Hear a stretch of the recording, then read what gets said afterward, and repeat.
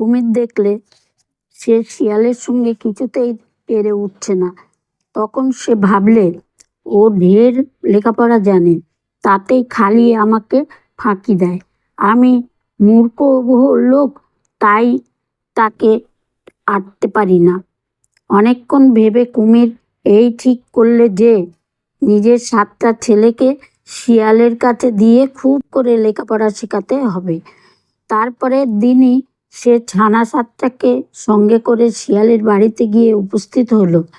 শিয়াল তখন তার গর্তের ভিতরে বসে কাঁকড়া খাচ্ছিল। কুমির এসে ডাকলে, শিয়াল পণ্ডিত, শিয়াল পণ্ডিত, বাড়ি আছো? শিয়াল বাইরে এসে বললে, কি ভাই, কি মনে করে?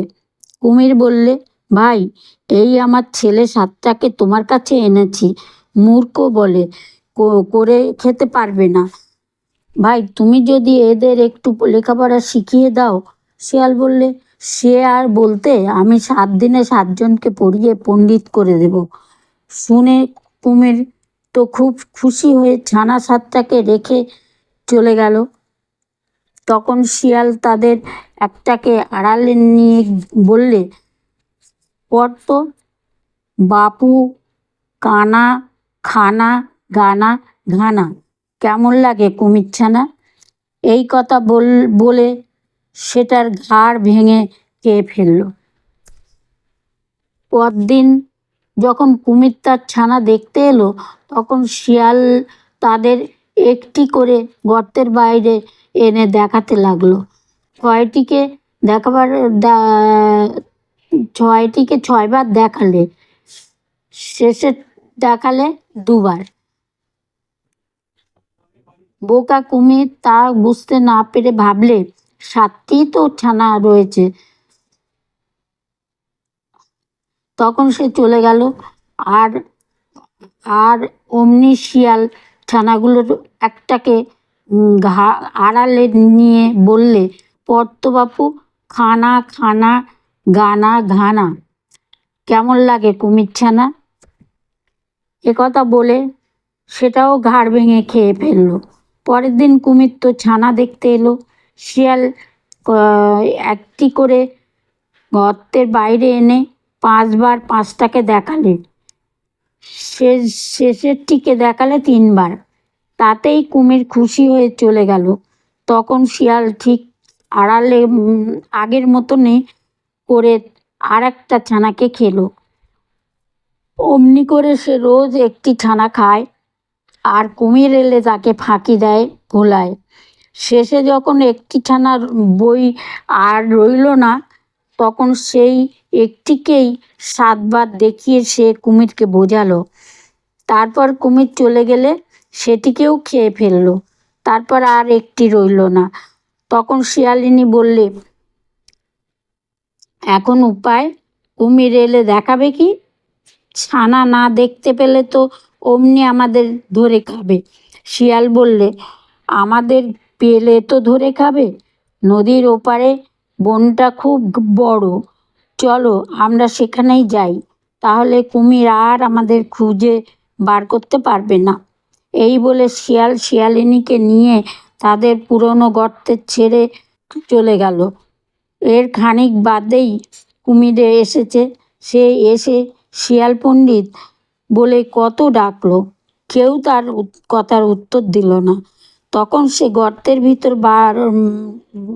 খুঁজে দেখলো শিয়ালও নেই, শিয়ালিনীও নেই, খালি তার ছানাদের হাড়গোড় পড়ে আছে। তখন তখন তার খুব রাগ হলো, আর সে চারিদিকে ছোটাছুটি করে শিয়ালকে খুঁজতে লাগলো। খুঁজতে খুঁজতে নদীর ধারে গিয়ে দেখলো ওই শিয়াল আর শিয়ালিনী সাঁতরে নদী পার হচ্ছে। অমনি দাঁড়াও হতভাগা বলে সে জলে ঝাঁপ দিয়ে পড়ল। জলের নিচে ছুটতে কুমিরের মতো আর কেউ পারে না।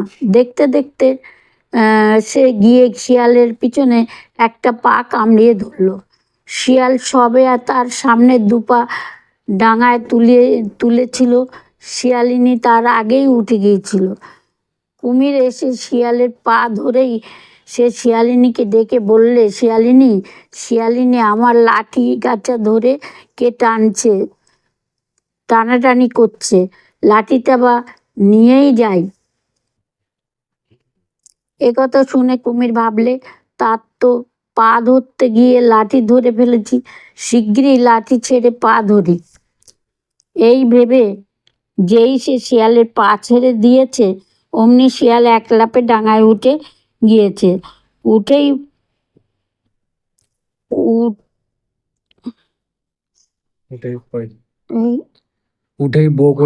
উঠেই বো করে দে ছুট। তারপর বনের ভিতরে ঢুকে পড়লো। আর কারোর সাথে কার সাধ্য তাকে ধরার। তারপর থেকে কুমির কেবলই শিয়ালকে খুঁজে বেড়ায়, কিন্তু শিয়াল বড্ড চালাক, তাই তাকে ধরতে পারে না। তখন সে অনেক ভেবে এক ফন্দি করলো। কুমির একদিন চড়ায় গিয়ে হাত পা ছড়িয়ে মরার মতো পড়ে রইল। তারপর শিয়াল আর শিয়ালিনী কচ্ছপ খেতে এসে দেখলো কুমির কেমন হয়ে পড়ে আছে। তখন শিয়ালিনী বললে, মরে গেছে, চলো খাই গে। শিয়াল বললে, রোসো একটু দেখি নি। এই বলে সে কুমিরের আর একটু কাছে গিয়ে বলতে লাগলো, না, এটা দেখছি বড্ড বেশি মরে গেছে। তবে বেশি মরাটা আমরা খাই না, সে যেগুলো একটু একটু মরা নড়ে চড়ে আমরা সেগুলোই খাই। আর শুনে কুমির ভাবলে, একটু নড়িচড়ি নইলে খেতে আসবে না।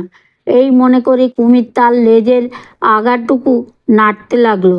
তা দেখে শিয়াল হেসে বললে, ওই দেখো লেজ নাড়ছে, তুমি তো বলেছিলে মরে গেছে, তারপর আর কি তারা সেখানে দাঁড়ায়?